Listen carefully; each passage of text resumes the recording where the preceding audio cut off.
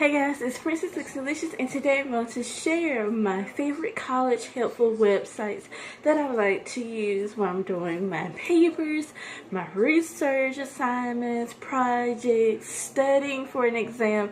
I like to use these resources. Alright, number one, SparkNotes. Now SparkNotes is so helpful when you guys are trying to understand a chapter summary or a book, and you'll read it and you will miss a few things while you're reading it one time. That happens with a lot of people, but with SparkNotes it kind of gives you a analysis or a summary of what went on in that chapter or novel or whatever. As of right now, I'm taking psychology, and the things that they were saying was kind of like in circles, a lot of metaphors and all that, and I'm like, I don't understand what they're saying. So I'm using SparkNotes more than ever, and I have been using them before, but SparkNotes is making me pass my psychology class right now. Not psychology, philosophy. And yeah, so go ahead and check out SparkNotes. Number two, Google Drive. With Google Drive, you can store your documents, your PowerPoints, all of that online basically. So it's kind of like a flash drive. So let's just say if you're using the school computer because you left your laptop at home or whatever, you can go ahead and upload that document onto your Google Drive, and then once you log on to your at home or anywhere else where you can access internet, you can just go to your Google Drive and you have that document that you was using before, and you can work on your assignments. That is very helpful for people who do not want to use a flash drive and who likes to do their work on the go. And I love to just put it up on Google Drive just in case I misplace or delete the document. Sometimes my computer wants to act a fool. I will already have it backed up. Number two, Google Scholar. Now Google Scholar is basically like a student kind of paper, a scholarly paper. So let's just say you're doing a research paper on a particular subject or whatever. So you use Google Scholar. Or you can use websites that ends with edu or .org. If it does not end with any of those edu sources, then it's not considered as reliable, and you do not want to trust that because it will be considered fake news. So we want to avoid fake news as much as we can. Number three, YouTube. Well, four, YouTube. Go ahead and type up YouTube for everything. Even for my math class, if I want to learn how to solve a problem and I'm having troubles, I will go ahead and type in the type of problem that I'm doing, and I will type it up, and I watch so many videos of people trying to break down and explain it to me, and I will get it. And the same thing when last year when I was taking my understanding weather class, I had to visualize what was going on, so I just typed in how a tornado is made or something like that. Whatever the topic that I'm trying to, learn more about. I watched those videos and I would have more of an understanding of what was going on. So go ahead and type up the subject that you're trying to, there's a topic for everything, so I don't know what example of it, but go ahead and use YouTube, okay?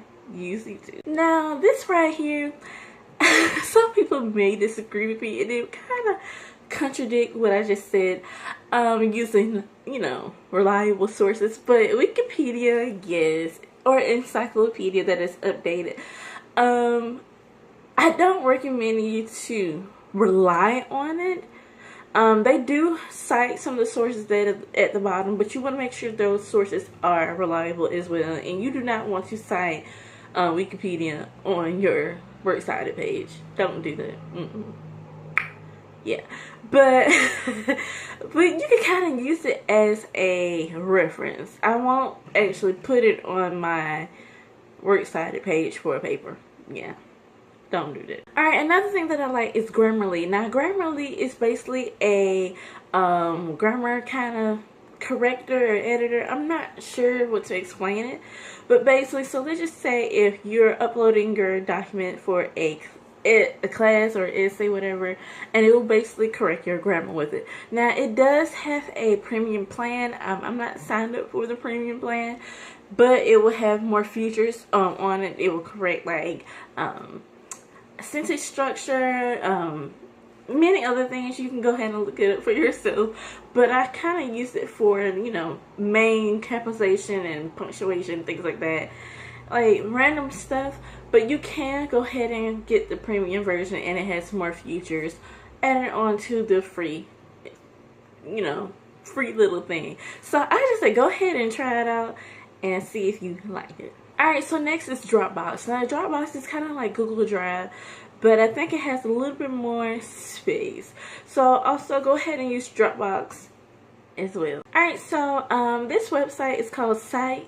This for me, it was known as RefMe, but it changed the name, whatever. So basically, it would kind of give you the, I don't know what kind of word I'm looking for, but when you are trying to cite a source right there, it will automatically do it. So it have MLA format, the other formats as well. I don't use the other formats because my teacher doesn't let me do it.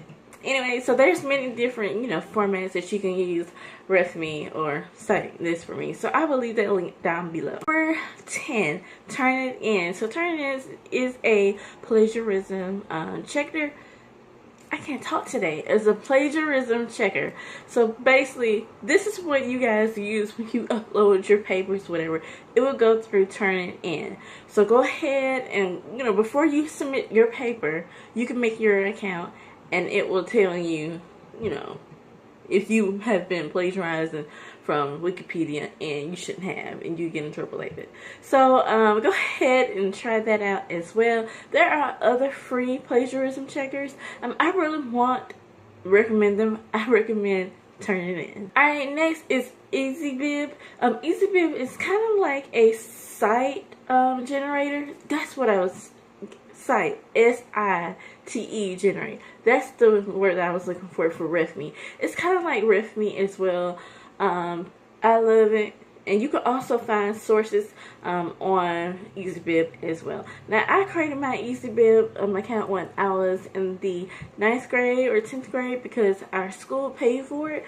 I think it is I think it is free, but I'm not sure because I still have my old account and I still use it to this day. So go ahead and try out Easybee. Next is Google Calendar. Now you gotta stay on track for this school year.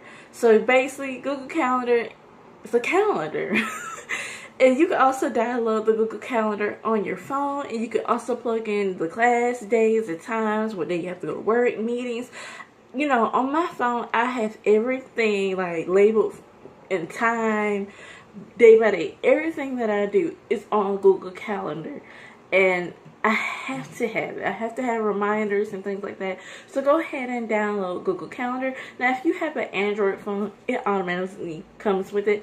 Certain phones, their calendar looks a little bit different. Right now, I have a Samsung phone, but same thing with LG. They have a calendar as well. So go ahead and use that calendar. And you can also back it up on all your Gmail accounts and things like that to your laptop. And yeah, so you guys, this is the end of this video, and I hope you guys enjoy, and I'll see you guys later. Bye.